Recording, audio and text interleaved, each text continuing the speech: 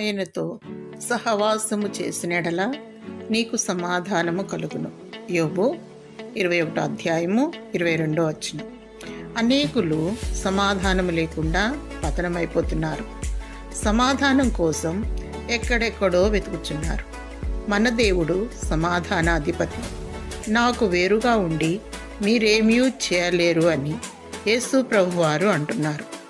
దేవుని ప్రేమించు, సాటి మానవునికి సహాయము చేయము. ఆయనను స్తుతించి వాక్యమును ధ్యానించి విసుకక ప్రార్థిస్తూ యేసును వెంబడించినచో సమాధానము నీకు లభించును.